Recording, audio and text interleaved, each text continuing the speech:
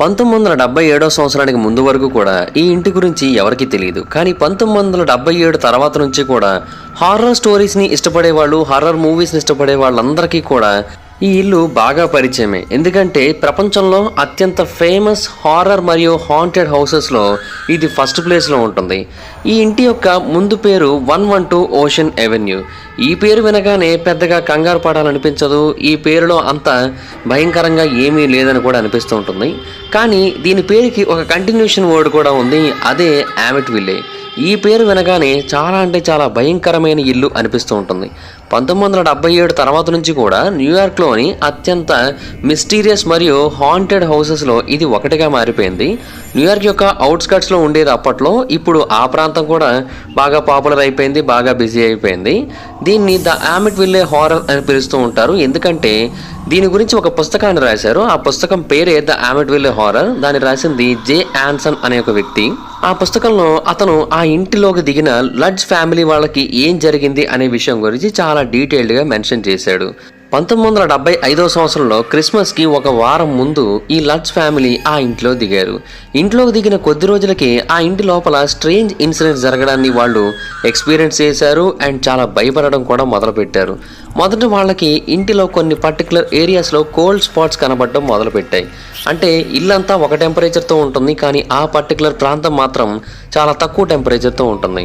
అంతేకాదు ఆయా ప్రాంతాలలో వింత వింత వాసనలు కూడా వచ్చేవి. అవి కూడా చాలా అంటే చాలా దారుణంగా ఉండేవి. ఆ ఇంటి బేస్మెంట్లో ఒక బ్రిక్డప్ రూమ్ ఉంది, అంటే ఇటుకలతో కట్టిన ఒక రూమ్ ఉంది. ఆ రూమ్లో ఉన్న గోడలన్నీ కూడా ఎర్రటి రంగుతో నిండిపోయి ఉన్నాయి. చూడడానికి రక్తంతో నిండిపోయినట్టుగా కనబడుతున్నాయి. అయితే ఆ బిల్డింగ్కి సంబంధించిన ఏ ప్లాన్లోని కూడా ఆ రూమ్ కనబడట్లేదు. మరి ఆ రూమ్ ఎక్కడి నుంచి వచ్చిందనేది వాళ్ళకైతే అర్థం కాలేదు. అండ్ వారాలు గడుస్తున్న కొద్దీ పారానార్మల్ యాక్టివిటీస్ విపరీతంగా పెరిగిపోయాయి. ఒకరోజు రాత్రి జార్జ్ మంచం మీద పడుకొని ఉన్నప్పుడు తన పక్కనే ఉండాల్సిన తన భార్య గాల్లో ఎగురుతూ ఉండడాన్ని చూసి భయంతో వణికిపోయాడు.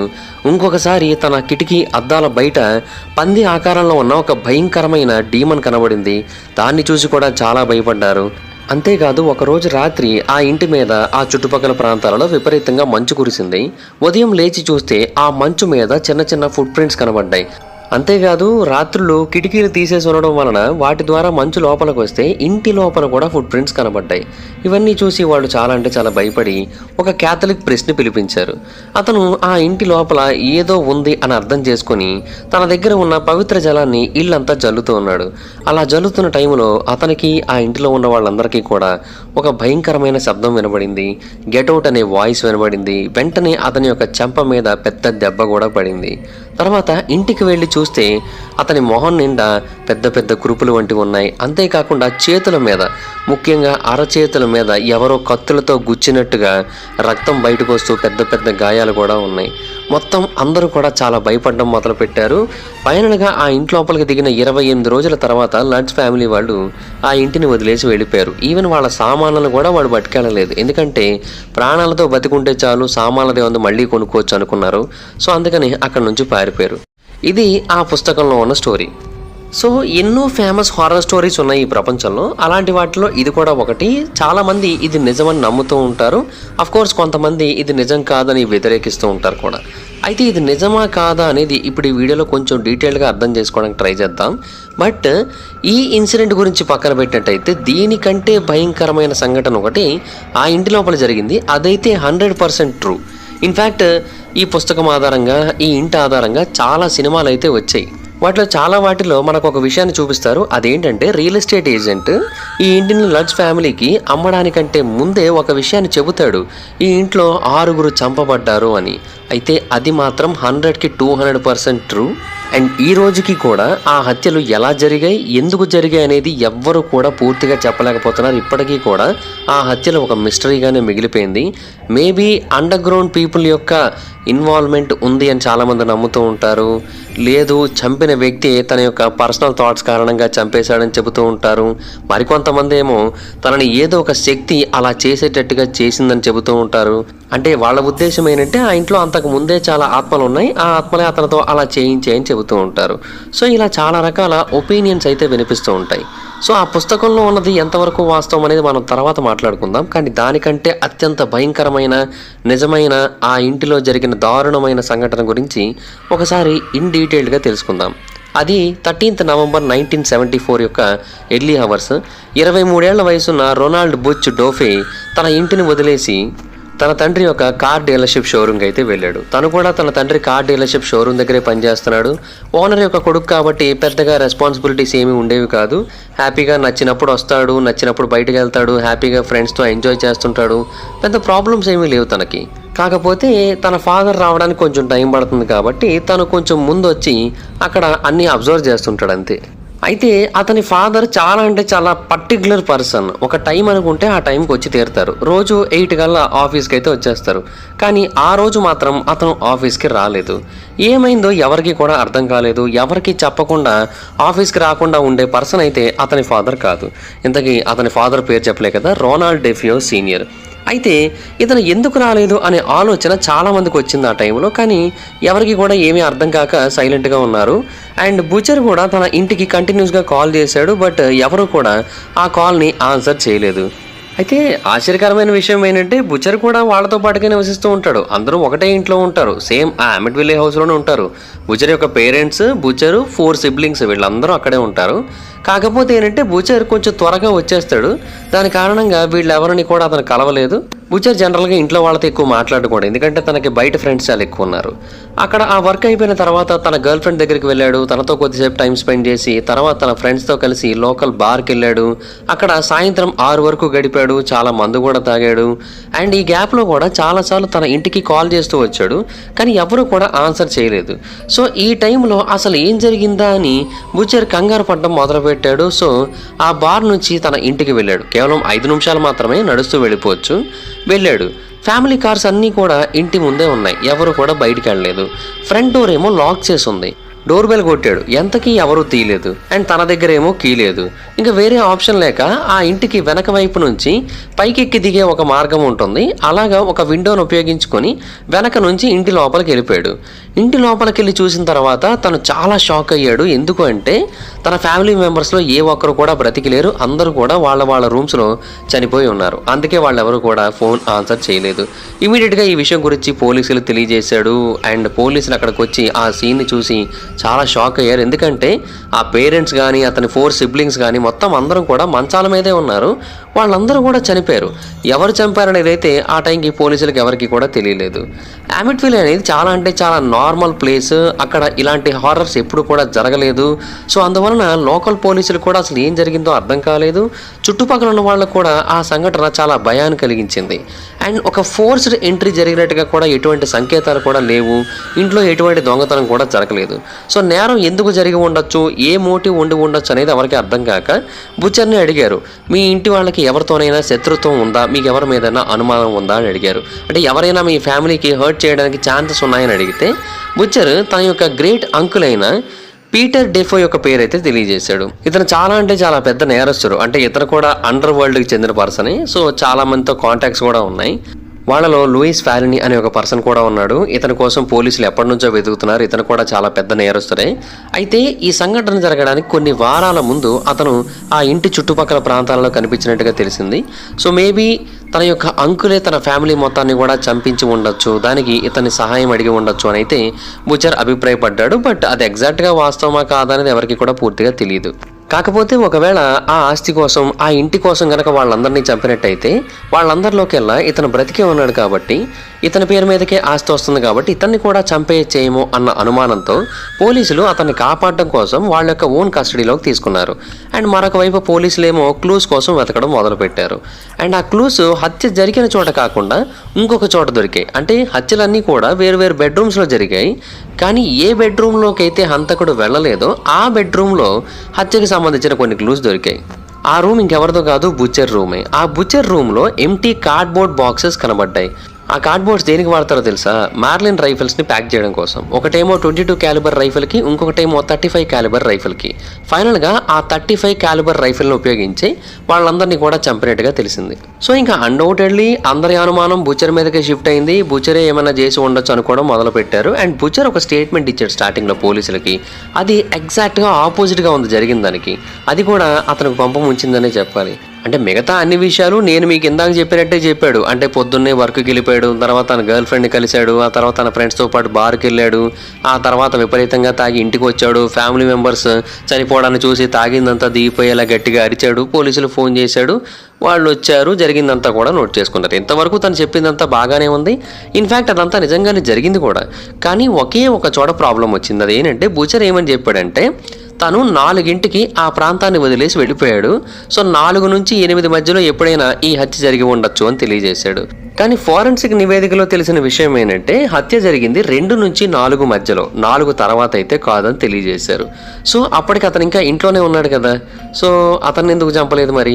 ఈ క్వశ్చన్ రైజ్ అయింది. ఇదే విషయాన్ని వెళ్ళి అతన్ని అడిగితే అతను తన యొక్క ఓన్ స్టేట్మెంట్ని మార్చేశాడు. అంటే దొరికిపోయాననే విషయాన్ని అర్థం చేసుకొని మొత్తం మార్చేశాడు.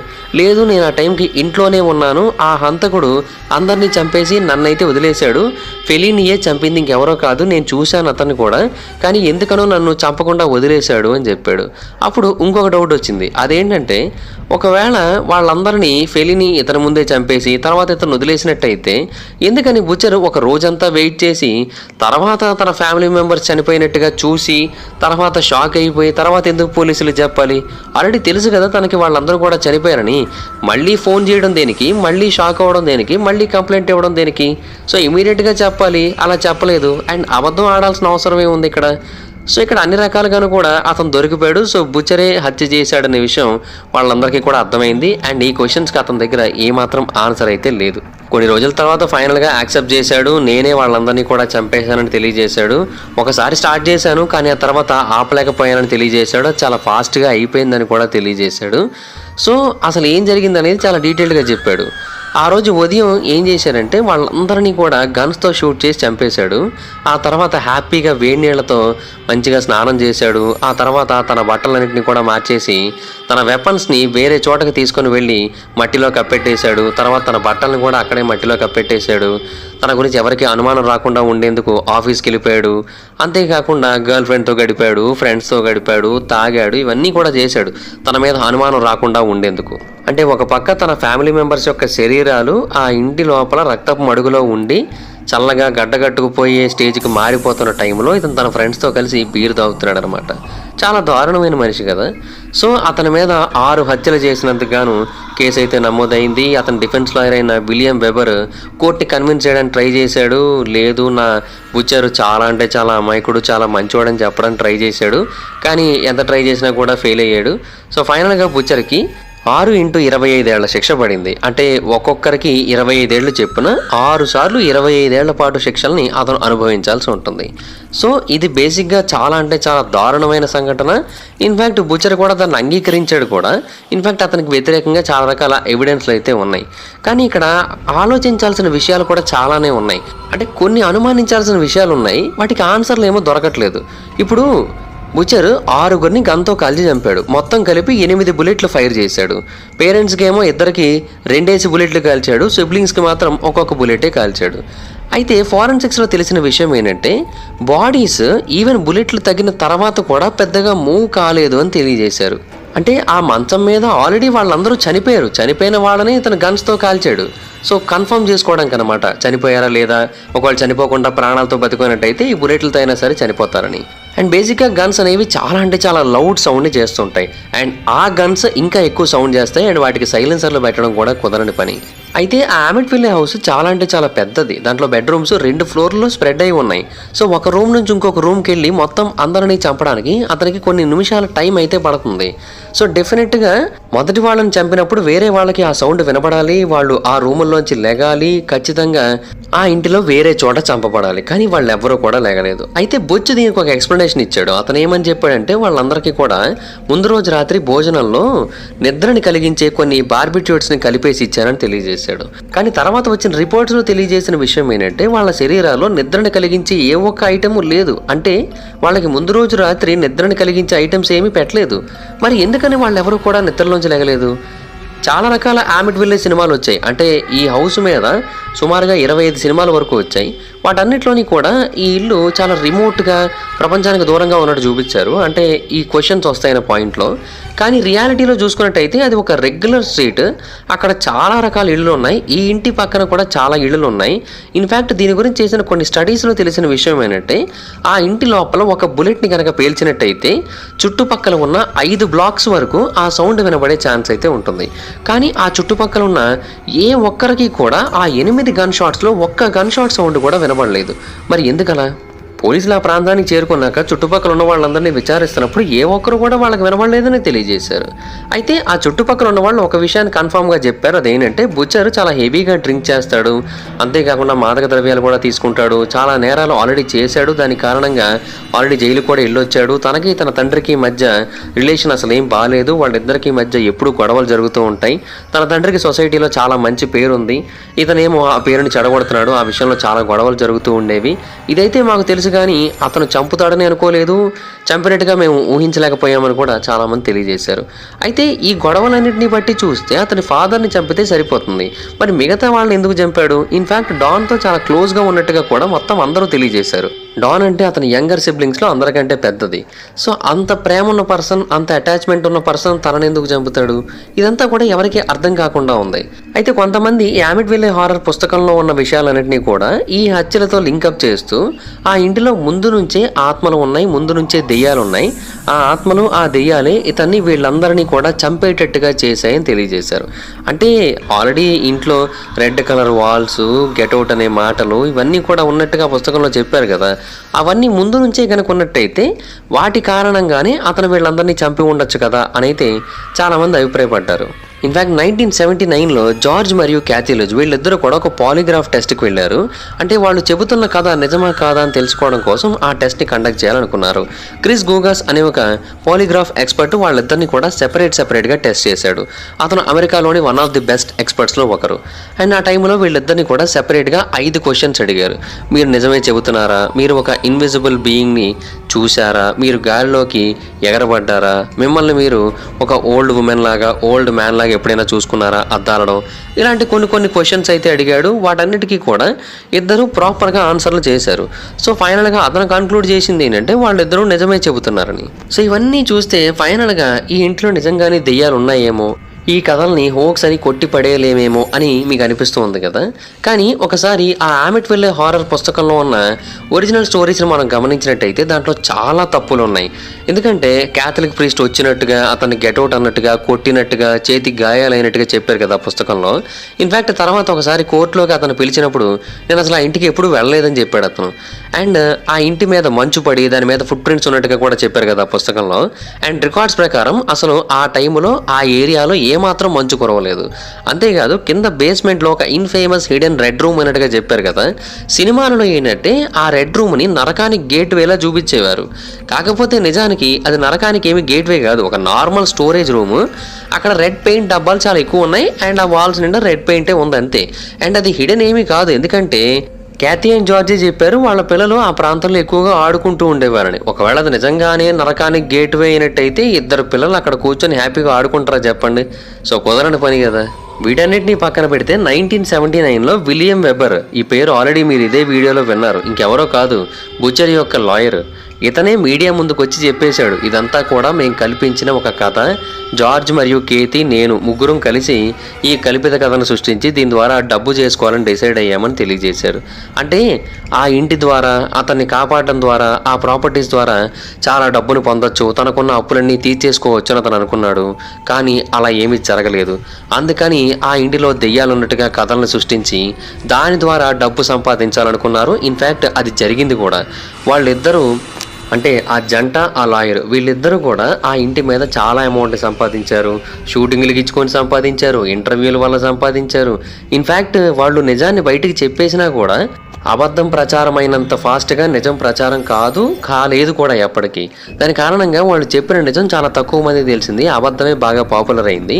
సో ఆ తర్వాత కూడా చాలామంది చాలా రకాల సినిమాలు అయితే తీశారు, దానికి రెంట్లు ఇచ్చుకొని కూడా వాళ్ళు చాలా వరకు అయితే సంపాదించారు. ఈ యామిట్విల్లే ఇల్లు అనేది, ఈ యామిట్విల్లే కాన్సెప్ట్ అనేది ఒక బంగారు బాతులా మారిపోయింది సినిమా ఇండస్ట్రీకి, బుక్స్ ఇండస్ట్రీకి. సుమారుగా 25 సినిమాలు వచ్చాయి, డజన్లకు పైగా పుస్తకాలు వచ్చాయి, ఇంకా చాలా డాక్యుమెంటరీస్ కూడా వచ్చాయి. వాటిని అయితే అసలు చూడకండి, ఎందుకంటే చాలా వరస్ట్గా ఉంటాయి కొన్ని డాక్యుమెంటరీస్ అయితే. బట్ ఏది ఏమైనప్పటికీ కూడా ఒకటైతే వాస్తవం, అదేంటి అంటే బుచ్చర్ నిజంగానే తన ఫ్యామిలీ మెంబర్స్ 6గురిని చంపేశాడు. మరి ఎందుకు చంపాడు అదైతే ఎగ్జాక్ట్గా ఎవరికీ తెలియట్లేదు. బుచ్చర్ని తర్వాత జైల్లో ఉన్నప్పుడు కూడా చాలాసార్లు విచారించడానికి ట్రై చేశారు. అంటే అతను ఒక్కసారైనా నిజం చెబుతాడేమో అని. అతను ఒక్కొక్కసారి ఒక్కొక్క రకమైన కథను చెప్పేవాడు. ప్రతిసారి నేను నిజమే చెబుతున్నా అనేవాడు. కానీ ఒక్కొక్కసారి ఒక్కొక్క కథ చెబితే ఎవరు మాత్రం నమ్ముతారు చెప్పండి. దాని కారణంగా అతను నిజం చెబుతున్నాడా లేక అబద్ధం చెబుతున్నాడా అనే విషయం ఎవరికీ అర్థం కాకుండానే పోయింది. అండ్ అతనికి ఎన్నో ఏళ్ల పాటు జైలు శిక్షణ అయితే విధించారు కదా. దానిలో కొన్నేళ్ల పాటు జైలు శిక్షణ అనుభవించిన తర్వాత ఆ జైల్లోనే 2021లో 69 ఏళ్ల వయసులో చనిపోయాడు. 69 పోయి ఈ నెంబర్లోనే చనిపోలే, సర్లేండి అది వేరే విషయం. కానీ ఆ టైంలో చనిపోయాడు. అప్పటికి అతని యొక్క వయసు 46 సంవత్సరాలు. ఎవరు నిన్ను వాళ్ళందరినీ చంపమన్నారంటే ఒకసారి డాన్ పేరు చెప్పాడు, అంటే తన చెల్లి పేరు చెప్పాడు. ఒకసారి ఏమో వాళ్ళ అమ్మ పేరు చెప్పాడు. ఇంకొకసారి ఏమో ఒక షాడో ఫిగర్ ఉంది నా వెనకాతల, అదే నన్ను వీళ్ళందరినీ చంపేటట్టుగా చేసింది, అదే నాకు ఈ కన్నిచ్చిందని కూడా తెలియజేశాడు. బట్ ఆ షాడో ఫిగర్ ఎవరనేది మాత్రం చెప్పలేకపోయాడు. ఎందుకంటే అతను ఎవరో ఎగ్జాక్ట్గా ఇతనికి కూడా తెలియదని చెప్పేవాడు. సో అలాగా ఇది ఎంతవరకు వాస్తవం అనేది ఎవరికి కూడా పూర్తిగా తెలియకుండా పోయింది. బట్ ఆ రోజు రాత్రి అమిట్విల్లే హౌస్లో జరిగింది అయితే మాత్రం చాలా అంటే చాలా దారుణమైన మరియు భయంకరమైన సంఘటన అని చెప్పాలి. అండ్ ఈ ఇల్లు చాలా అంటే చాలా పాపులర్ అయిపోయింది. తర్వాత ఇంటిని చాలా మంది కొన్నారు. ఫైనల్గా ఇప్పుడు ఒకరి చేతిలో అయితే ఉంది. కాకపోతే ఏంటంటే ఇల్లు చాలా పాపులర్ అయిపోవడం వల్ల ఆ ఇంటిని చూసేయడానికి చాలా మంది వచ్చేస్తున్నారని చెప్పి ఆ ఇంటి అడ్రస్ని మార్చేశారు. 112 ఓషన్ ఎవెన్యూ అని ఉండేది దాని యొక్క అసలైన పేరు. కాకపోతే 108 ఓషన్ ఎవెన్యూగా మార్చేశారు. అంటే ఎగ్జాక్ట్ లొకేషన్ దొరకదు కదా అన్న ఉద్దేశంతో అలా మార్చేశారు అనమాట. ఇప్పుడు 112 ఓషన్ ఎవెన్యూ అంటే మ్యాపుల్లో అసలు కనబడదు కదా. సో అందుకు అలా మార్చారు. అట్లీస్ట్ టూరిస్టులు అయినా సరే పక్కదారి పట్టించవచ్చని. చుట్టుపక్కల ఉన్న వాళ్ళకైతే అందరికీ తెలిసిందే అదే ది ఫేమస్ అమిట్విల్లే హౌస్ అని. సో అలాగా ఇప్పటికీ కూడా అది ఒక పెద్ద మిస్టరీని అయితే తనలో మోస్తోంది. మరి ఆ మిస్టరీకి జవాబు ఎప్పటికి దొరుకుతుందో. బుచ్చర్ కూడా చనిపోయాడు కాబట్టి, అతను చనిపోయి 2 ఏళ్ళు అవుతుంది కాబట్టి ఇంకా దాని మిస్టరీ ఎప్పటికీ విడకపోవచ్చనే చెప్పాలి. సో అలా ఈ ప్రపంచంలోని most famous and mysterious and haunted house in the world ప్రస్తుతానికైతే ఒక నార్మల్ ఇంటిలా ఉండడానికైతే ట్రై చేస్తోంది. మరి అలాగే ఉంటుందా లేదంటే మళ్ళీ ఏమైనా మిస్టరీలు జరుగుతాయనేది భవిష్యత్తులో చూడాల్సి ఉంటుంది. So that's it guys, this is the video. ఈ వీడియో కనుక మీకు నచ్చినట్టయితే లైక్ చేయండి, వీడియో షేర్ చేయండి. ఎప్పుడో కారణం మన ఛానల్ని సబ్స్క్రైబ్ చేసుకోకపోతే ఇప్పుడే సబ్స్క్రైబ్ చేసుకోండి. పక్కన బెల్ ఐకాన్ ఆల్లో పెట్టుకోండి, నా ఫర్దర్ మిస్ అవ్వకుండా చూడొచ్చు. చాలా మంది చూస్తున్నారు కానీ సబ్స్క్రైబ్ చేసుకోవట్లేదు. So please try to subscribe and click the bell icon also. నా ఇన్స్టాగ్రామ్ ఐడి జబర్దస్త్ మహిదర్, ఎక్కడ కూడా వచ్చినట్టు ఫాలో అవ్వచ్చు. Thank you so much guys. Bye bye. Meet next video. Bye bye.